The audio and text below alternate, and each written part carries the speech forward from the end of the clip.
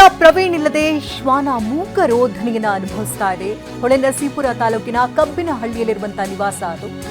ಪ್ರವೀಣ್ ಪ್ರೀತಿಯಿಂದ ಸಾಕಿದಂತಹ Labrador dog. 5 ವರ್ಷದಿಂದ Labrador ನಾಯಿನ ಸಾಕಿ ಸಲಹಿದ್ರು ಪ್ರವೀಣ್. ನಾಯಿಗೆ ದಿವಾನ್ ಅಂತ ಹೆಸರನ್ನ ಇಟ್ಟಿದ್ರು ಪ್ರವೀಣ್. ಒಡೆಯನನ್ನ ನೆನೆದು ಈ ಮೂಕ ಪ್ರಾಣಿ ತನ್ನ ಕಣ್ಣೀರ ರೋಧನೆಯನ್ನ ಹಾಕ್ತಾ ಇದೆ, ಮೂಕ ರೋಧನೆಯನ್ನ ಅನುಭವಿಸ್ತಾ ಇದೆ. ಈ ಘಟನೆ ನಡೆಯೋದಕ್ಕೂ ಮುಂಚೆ 2 ವೀಲರ್ನಲ್ಲಿ ಪ್ರಯಾಣ ಮಾಡ್ತಾ ಇದ್ದಂತಹ ಪ್ರವೀಣ್ಗೆ ಮೊದಲಿಗೆ ಪೆಟ್ಟಾಗಿದ್ದು, ನಂತರದಲ್ಲಿ ಅವರಿಗೆ ಚಿಕಿತ್ಸೆ ಫಲಕಾರಿಯಾಗಿದೆ, ಸಾವನ್ನಪ್ತಾರೆ. ಇದೀಗ ಅವರ ಶ್ವಾನ ತನ್ನ ಮಾಲೀಕ, ತನ್ನ ಒಡೆಯ ವಾಪಸ್ ಬಂದು ತನ್ನನ್ನು ಮುದ್ದಿಸ್ತಾನೆ ಅಂತ ಕಾಯ್ತಾ ಇತ್ತು. ಎಷ್ಟೇ ಹೊತ್ತು ಕಾದರೂ ಕೂಡ ತನ್ನ ಮಾಲೀಕ ಬರಲಿಲ್ಲ ಅಂತ ತಿಳಿತಾ ಇದ್ದಂತೆ ತನ್ನ ಮೂಕ ರೋಧನೆಯನ್ನು ಅನುಭವಿಸ್ತಾ ಇದೆ.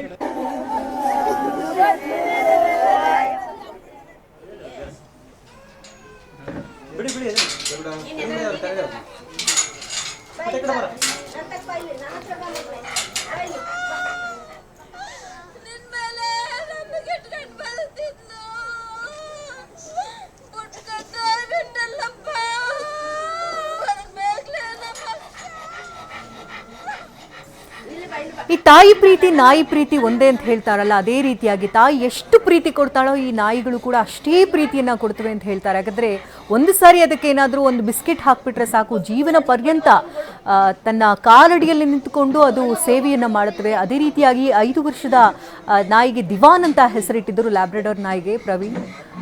ಈ ನಾಯಿನ ತುಂಬಾನೇ ಪ್ರೀತಿಯಿಂದ ಸಾಕಿ ಸಲಹಿದ್ರು. ತನ್ನ ಒಡೆಯ ಇನ್ನೇನು ಬರ್ತಾನೆ, ತನ್ನನ್ನು ಮುದ್ದಿಸ್ತಾನೆ, ತನಗೆ ಊಟ ಹಾಕ್ತಾನೆ ಅಂತಾನೆ ಕಾದು ಕುಳಿತಿದ್ದಂಥ ಈ ದಿವಾನ್ ಇದೀಗ ಶೋಕ ವ್ಯಕ್ತಪಡಿಸ್ತಾ ಇದೆ, ಮೂಕ ರೋಧನೆಯನ್ನು ಅನುಭವಿಸ್ತಾ ಇದೆ. ಈಗ ಬರಬಹುದು, ಆಗ ಬರಬಹುದು ಅಂತ ಇಡೀ ರೋಡನ್ನ ಗಮನಿಸ್ತಾ ನೋಡ್ತಾ ಇದೆಯಂತೆ ಪಾಪ. ಇದೇ ಸಂದರ್ಭದಲ್ಲಿ ಅವರ ತಾಯಿ ಕೂಡ ಮಾತನಾಡಿದ್ದಾರೆ.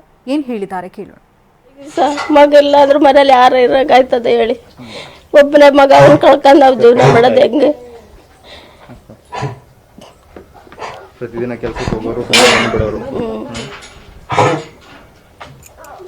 ಅವತ್ತು ಎಷ್ಟೊತ್ತು ಹೋದ್ರು? ಅವತ್ತು ಕೆಲಸಕ್ಕೆ ಬೆಳಗ್ಗೆ ಸತಿ 8:15, ಮಾಮೂಲಿ ಟೈಮ್ 8:00ವರೆಗೆ ಹೋದ. ಆಮೇಲೆ 7 ಗಂಟೆಗೆ ಬಂದ. 7 ಗಂಟೆಗೆ ಬಂದನು. 7 ಗಂಟೆಲಿ 1/4 ಗಂಟೆನೂ ನಮ್ಮ ಜೊತೆ ಮಾತಾಡಿಲ್ಲ. ಬಂದ ಬಟ್ಟೆ ಹಾಕೊಂಡ ಹೊರಟ ಅಷ್ಟೇ.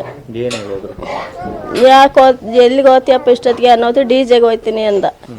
ಇವ್ರಪ್ಪ ಬೇಡ ಅಂದರು. ಬೇಡ, ನನಗೆ ಅಲ್ಲಿ ಸಂತೆಗೆ ಹೋಗಿದ್ದೆ ನಾನು, ಅಲ್ಲೇ ನನಗೆ ಎದೆ ಹೊಡಿತು, ಅಷ್ಟು ಸೌಂಡ್ ಕೊಟ್ಟವ್ರೆ, ಬೇಡ ಕಣಪ್ಪ ಅಂದರು. ಅವನು ಇಲ್ಲ, ದಿನ ಸಿಗುತ್ತಾ DJ? ದಿನ ಸಿಗುತ್ತಾ? ಊಟ ಬಂದ್ ಮಾಡ್ಬೋದು, ಊಟ ಅದು ಸಿಗುತ್ತಾ ಅಂತ ಹೋದ. ವರ್ಷಕ್ಕೊಂದು ಹಬ್ಬ, ವರ್ಷಕ್ಕೊಂದ್ಸಲ DJ ಸಿಗುತ್ತಾ ಅಂತ ಹೋದ. ಬೇಡ ಅಂದ್ರೆ ಹಂಗಾರೆ ನೀವು ನಮ್ಮ ಮನೆಯ ಜೊತೆ ಆಟೋದಲ್ಲಿ ಬನ್ನಿ, ನೀವು ಬನ್ನಿ ಅಂತ ನಮಗೂ ಹೇಳೋದು. ಅವ್ನು ಬೈಕ್ ಚೆನ್ನಾಗಿ ನೋಡ್ಕೊತಿದ್ದ ಸರ್.